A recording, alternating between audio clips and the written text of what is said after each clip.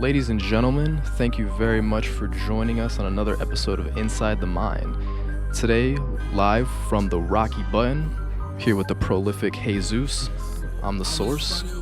Thank you for joining me, man. How you doing today? How you feeling? Thanks for having me. I'm feeling good, it's a cold day. We were just talking about that before we got on, but feeling pretty good, Chill day, chill Thursday. I'm feeling Ned Stark right now, Winter is coming. This is just a teaser, I'm glad they were getting prepped early so that way, hopefully we'll be ready when it really hits. But it's been like that preliminary cold and rainy weather. This just gets the tolerance up a little bit, exactly. You know what I'm saying? Building up tolerance. So to those who may not know, who is Heyzeus? Oh goodness, Heyzeus is an artist from South Bend. Most people would know me from music. I'm a rap artist. But I would say that's kind of like my second art love. Like I got into art because I wanted to do graphic designing and wanted to make streetwear merch and stuff like that. And music kind of just happened along the way, and I just became, a little bit of both. But yeah, just an artist an all around art guy. And are you a native of the 574? Yeah, born and raised. I went to Riley High School. Shout out to Riley. But yeah, born and raised in South Bend. Growing up in the area, most, I ain't gonna say most, but a lot of South Bend kids wanting to get out of here and travel and see all these other big cities. But, the older you get, the more you realize man, South Bend isn't that bad. And, exactly. It's pretty chill here, so it's been dope. It's been pretty cool. I feel like everybody has that sort of South Bend Renaissance moment where you kind of come to appreciate.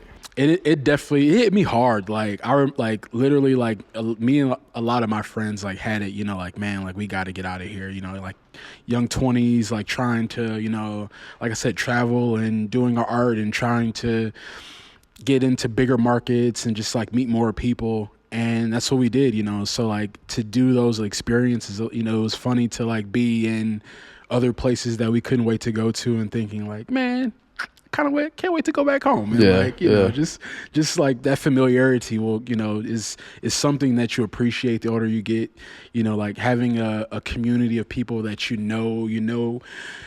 can relate to a lot of different things that, not only the things that you artistically are doing, but you can relate to, where we come from. So it's been dope to kind of grow up in an area and, fall in love with it the older that you get. Yeah. For sure. So what was your very first creative memory? The farthest back you can search your mind. My first creative memory. So growing up, my dad is actually an artist. So growing up, I would always be around some form of art from others. But for me personally, I would go to the Boys and Girls Club here, and I would me and my friends would trace Dragon Ball Z characters and different other anime characters and cartoon shows that we would watch. But then I kind of got into I was a big basketball fan as a kid, still am.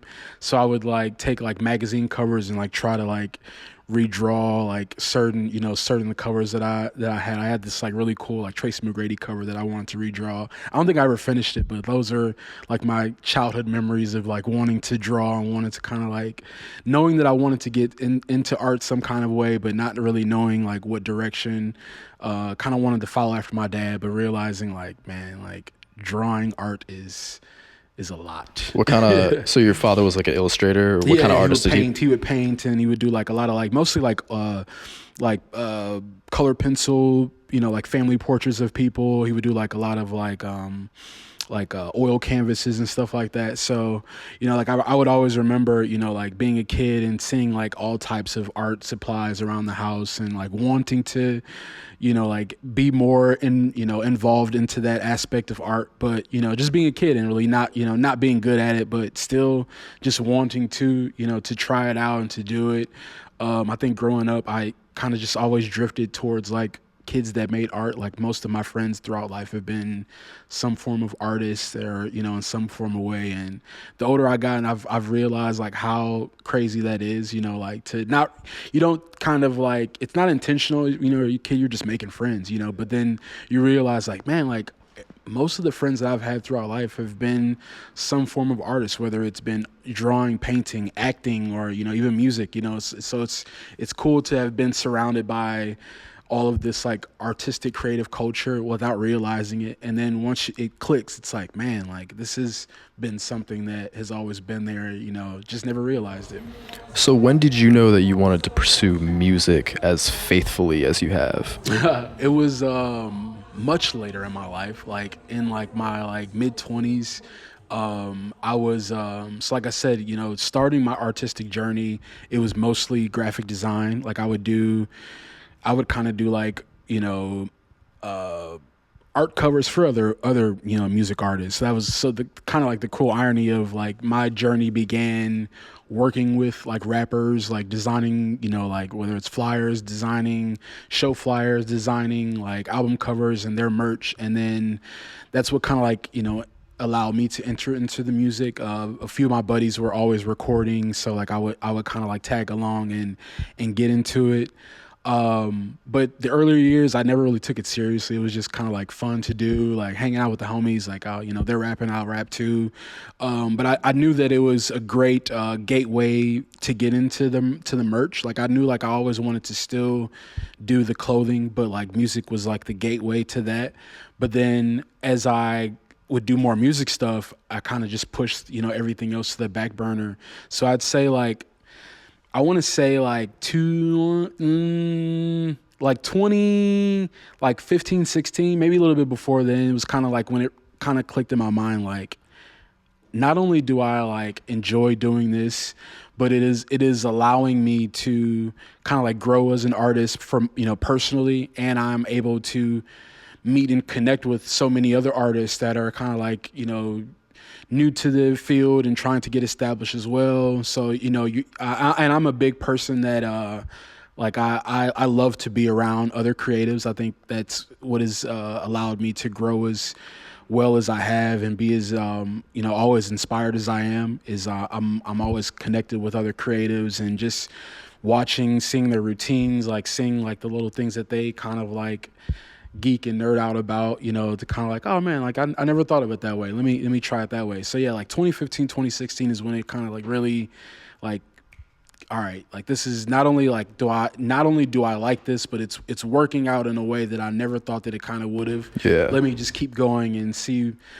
what else I can, stumble across, with the music journey. But yeah. So what were those, I know I got a little glimpse from Tony, but what were those early hustle years like living with Terrible Tony and sort of just like that like, young artist grind? Yeah, like just, I don't even want to say like dead end jobs, but just like, working wherever we could, like just working all day though. And at night we would just make art, off days we would make art, and it was funny because even back then, we had like a lot of plans and like goals of like what we wanted to do and like where we wanted to be artistically.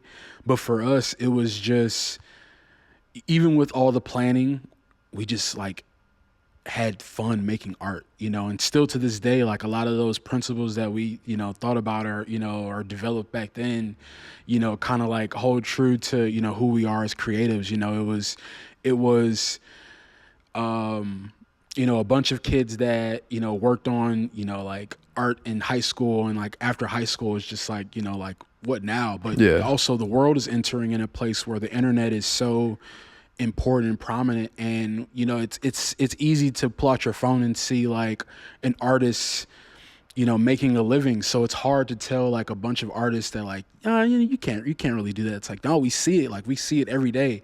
We see it more and more that, artists are carving out, like real career jobs and career, they're able to like, fund their lives and feed themselves and do all these like, dream things that, you really didn't put on an artist at one point in time. So for us, it was like, we're having all this fun, we're having like all these like crazy moments.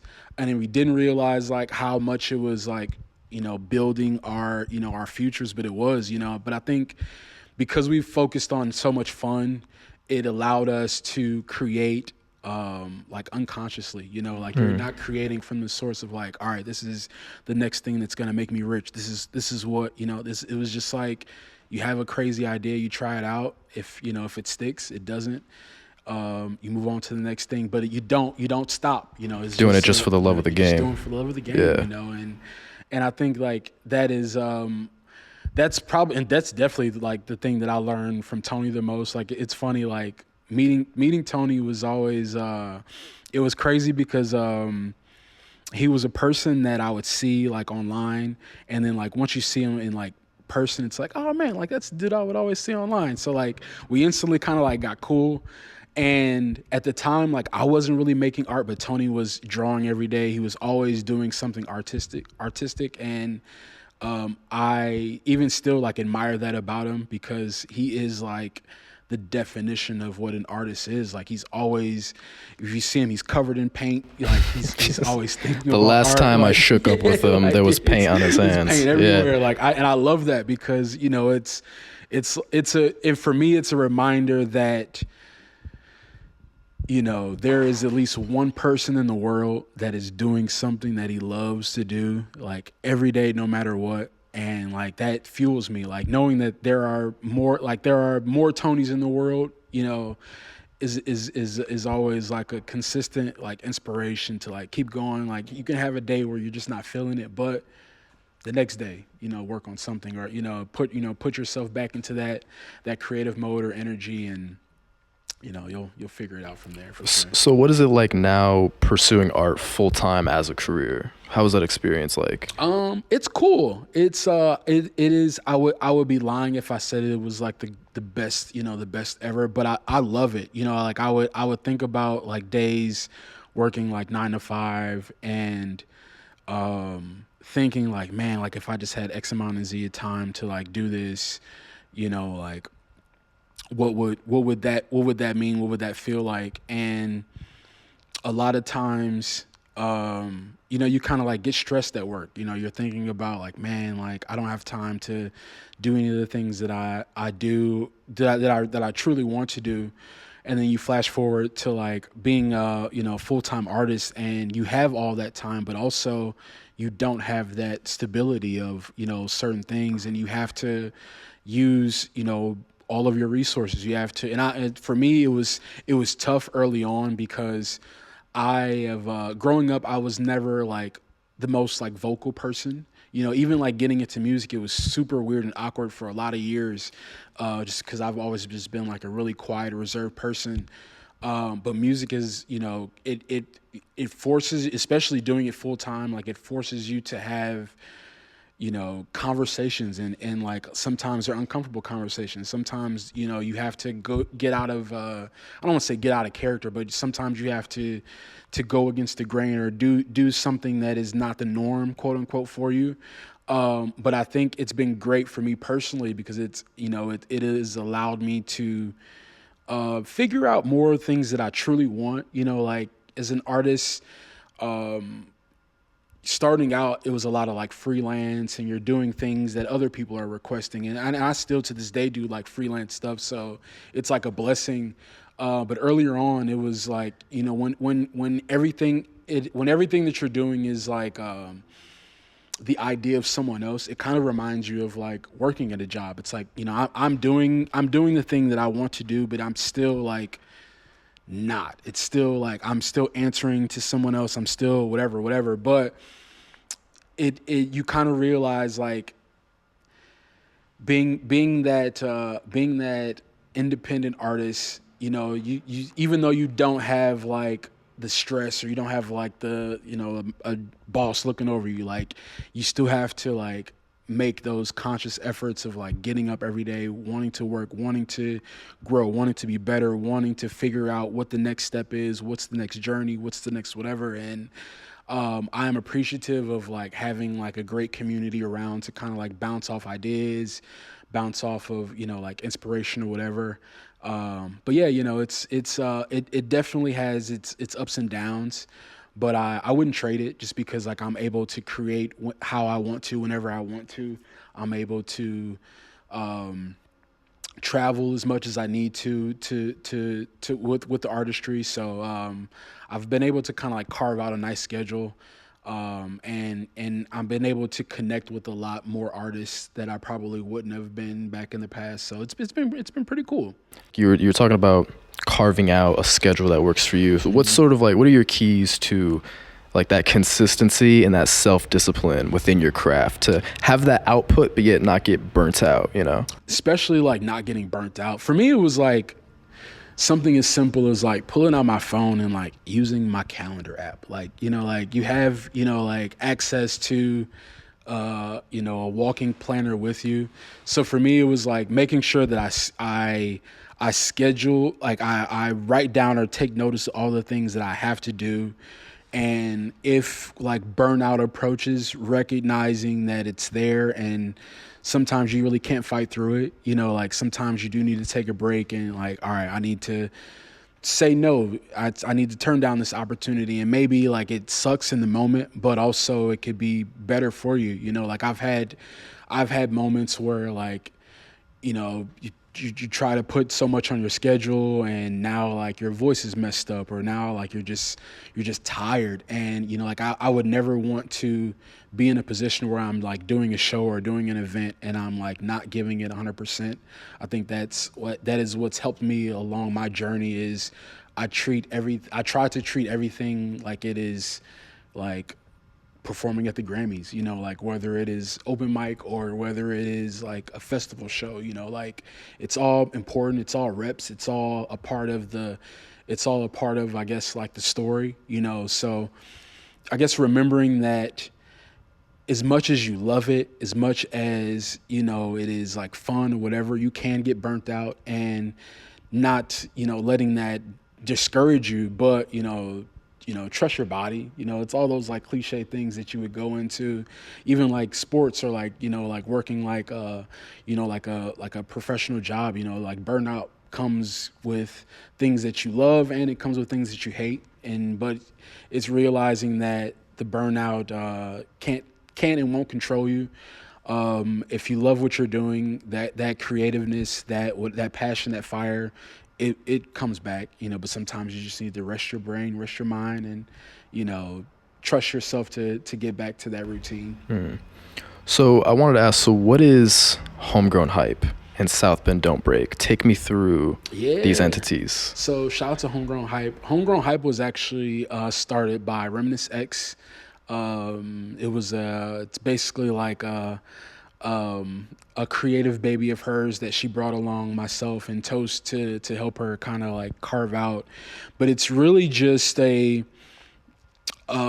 was a collective that we started to honestly just showcase local. You know, it started off with just showcasing local artists, and particularly like, you know, because two out of the three of us are rap artists, it was like, all right, we want to like make sure that with all of the newfound love of like South Bend music and South Bend like art culture, that, you know, we still have a foundation that is like pushing like local rap artists. But then from that, you know, it was cool because, you know, like I said, it started with us wanting to like highlight local rap artists in the area, but then it pushed to us highlighting, you know, just the community in general. And it kind of just showed us to like, you know, you can have this idea that is, you know, particular to like one thing, and that is as awesome as that is not big enough for the grand scheme of the idea. And that was a great lesson for us to learn, like, you know, and us wanting to highlight and help other like local rap artists. You know, we were able to like meet so many other artists, and realizing that a lot of our journeys are super similar, and, you know, we know a lot of the same people. We have a lot of the same connections and resources. But Homegrown Hype essentially was just that artist hub, you know, like and even to this day, we just want to continue to highlight local entities, local community.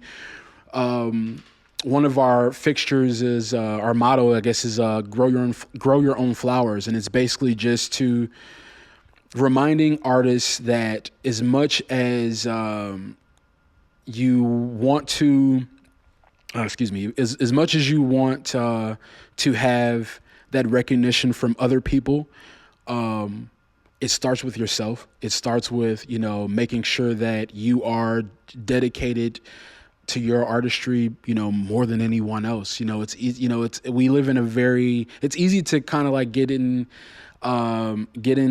the range of like, all right, like if a bunch of people share this, if all I need to do is like go viral and that'll be like the next thing. And it can absolutely work, but a lot of those things start with yourself. Like you have to believe in yourself. You have to believe in what you're doing.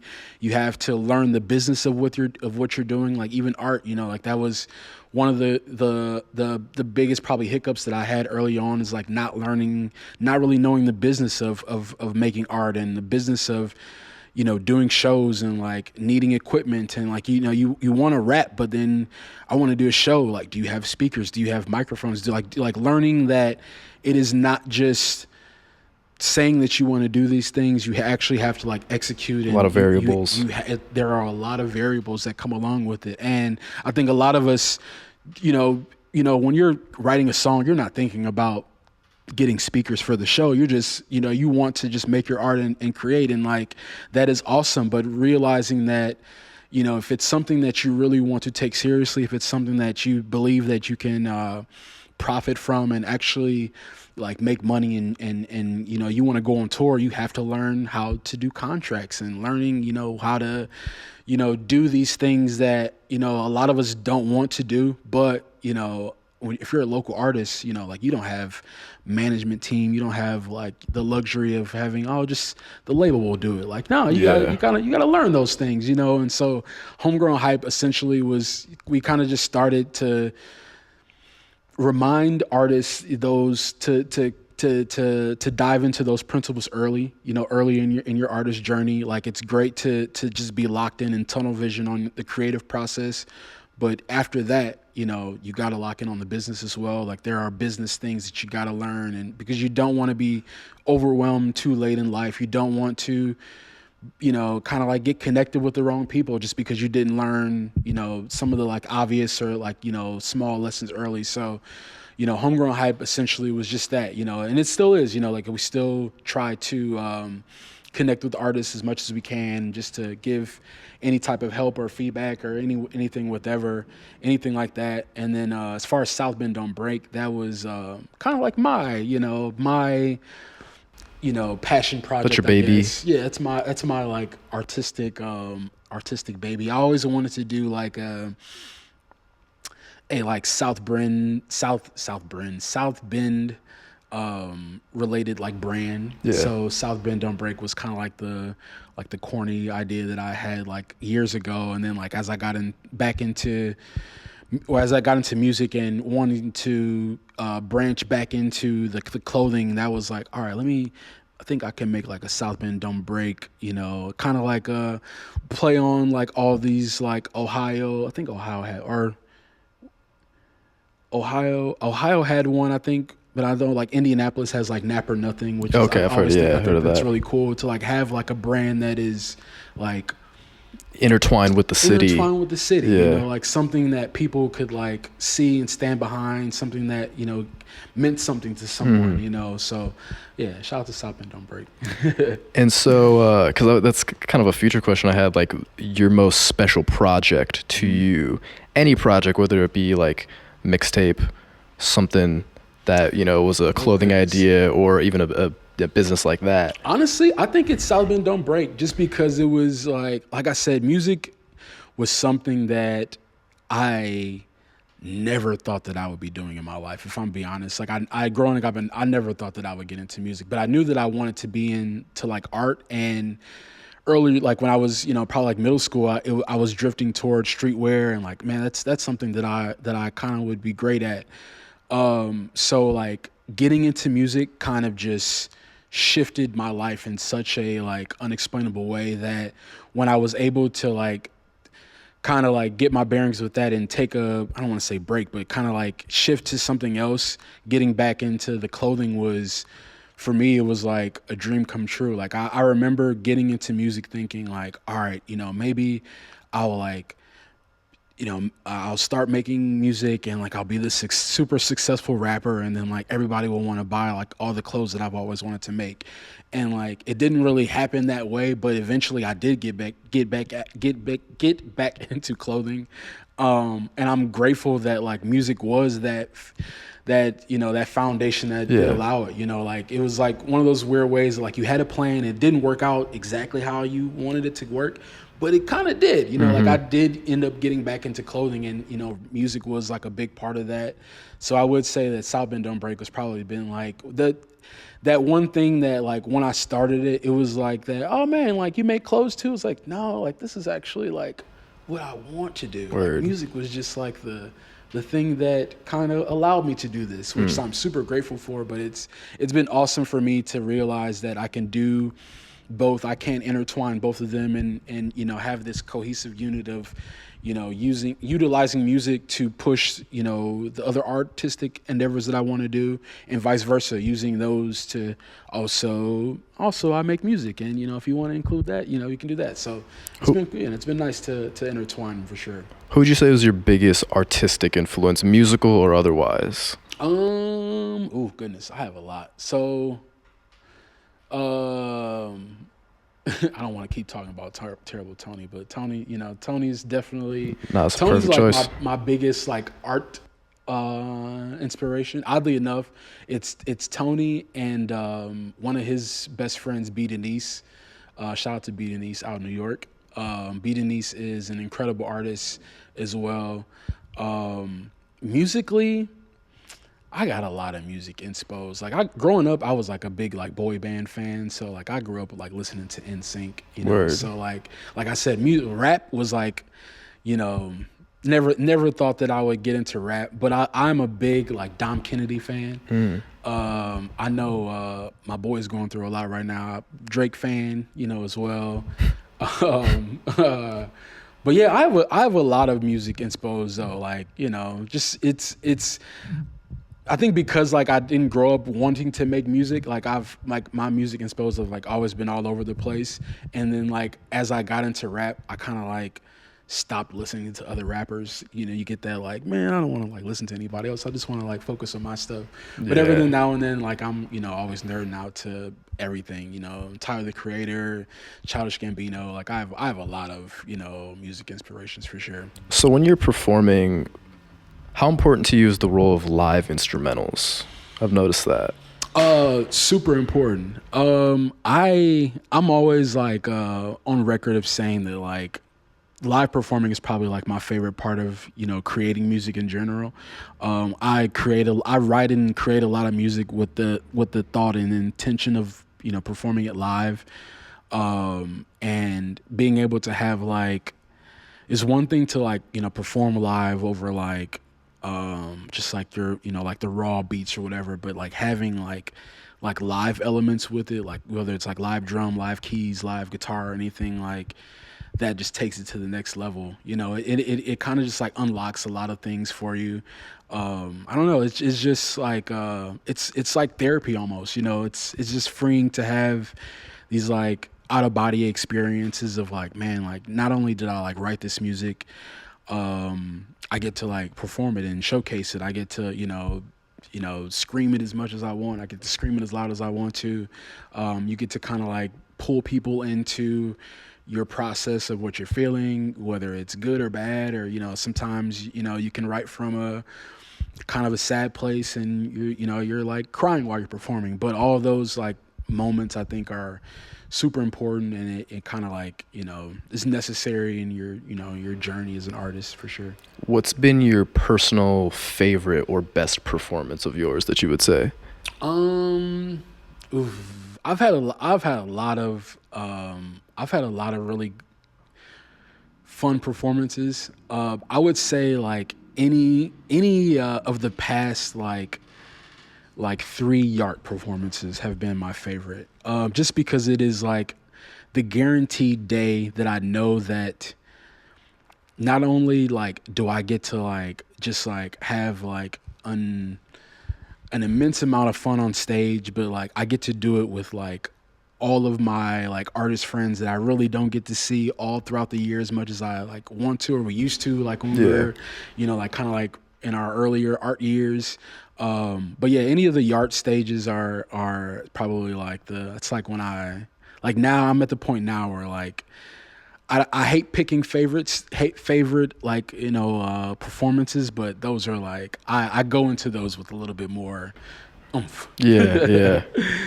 So here's the thing, as a lover of a good origin story, where did the name Heyzeus originate from? Honestly, it was super ridiculously random. It has like no real origin at all. I'm big into like I don't even say I'm big into, but I have like a weird wonky appreciation for like Greek mythology. So like when I first got into doing graphic design, I would do like a lot of like pillar like pieces that involved like pillars and stuff like that.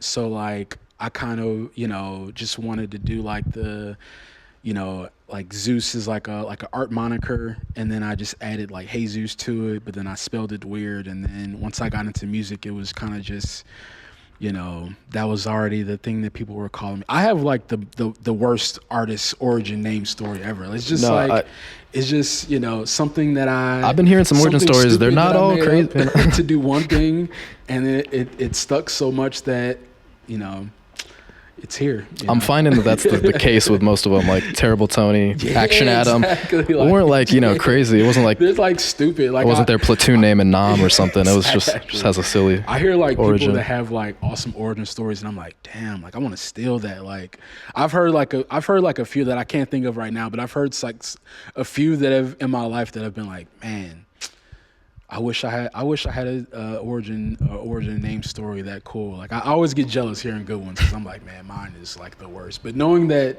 I'm not alone is comforting. Yeah, no, for real.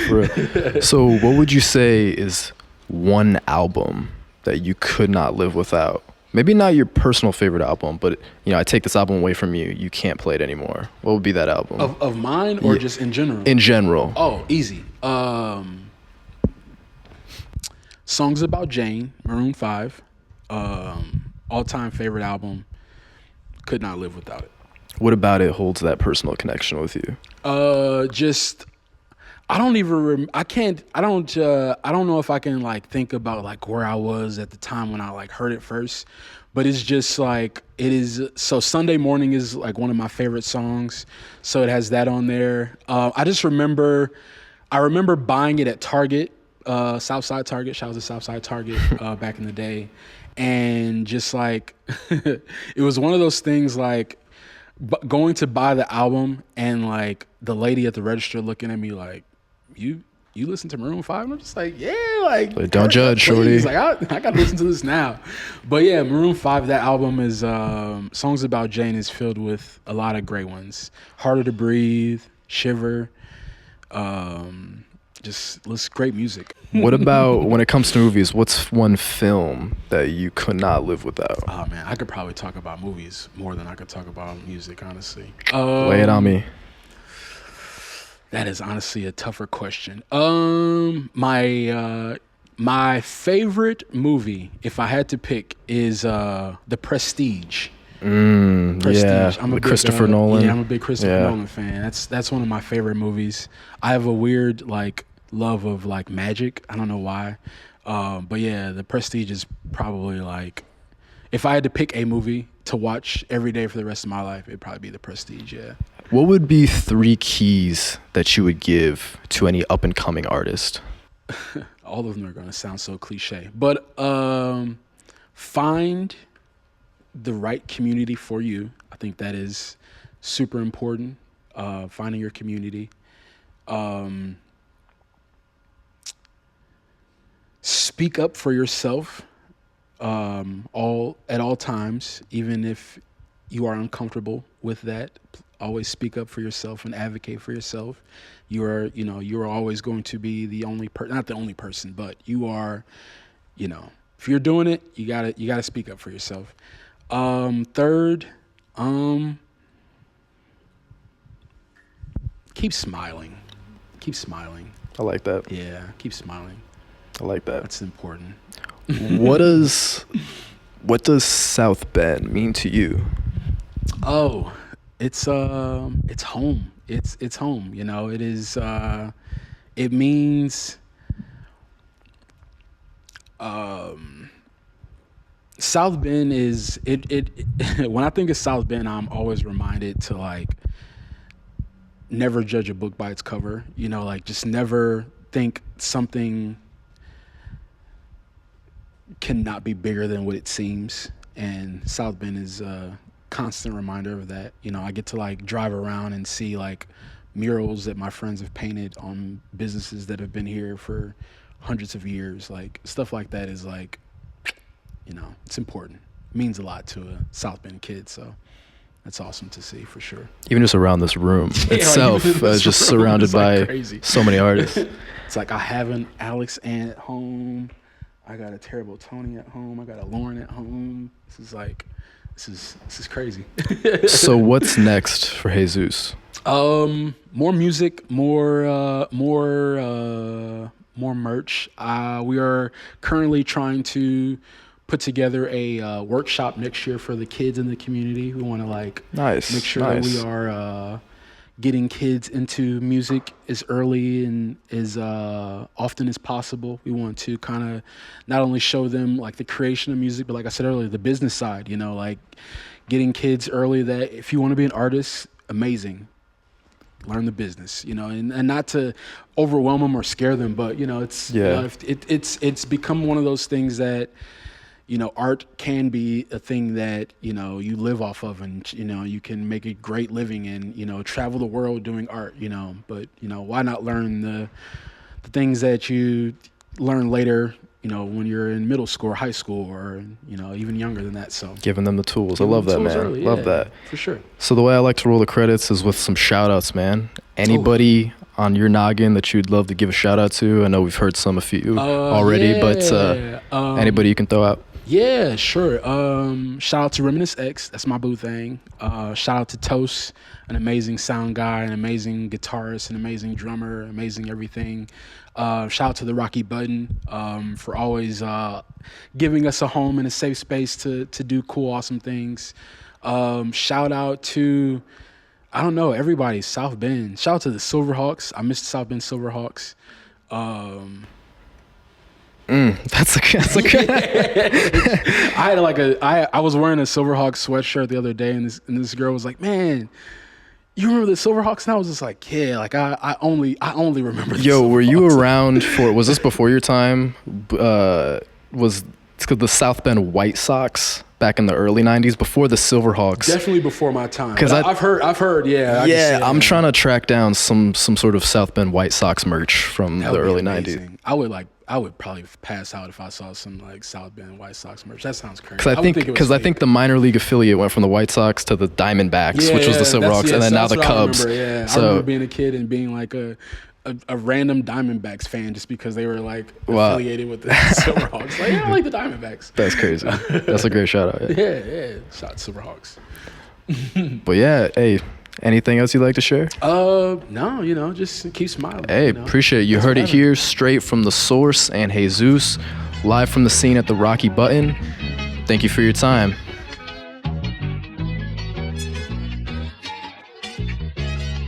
Yeah, they always told me I was different, and I listened. Since a jit, I always had them good intentions. My position, it's a minute. Now we living 10 toes, never fold, never switching. So consistent. See, look at all the shots I'm never missing. That's efficient. What a given. Also thankful that I never quit the mission. It's persistence.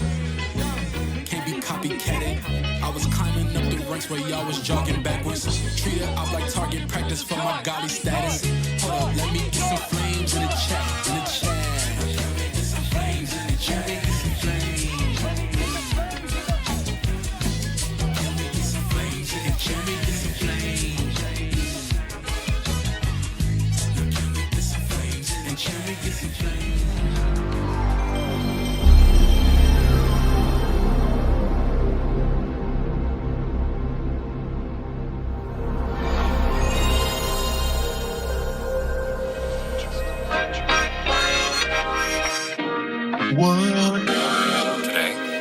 Smoking is gonna save lives. Hey, put some fucking flames in the chat, in the chat. Hey, put some fucking flames in the chat, in the chat. Hey, put some fucking flames in the chat, in the chat. Hey, put some fucking flames in the chat.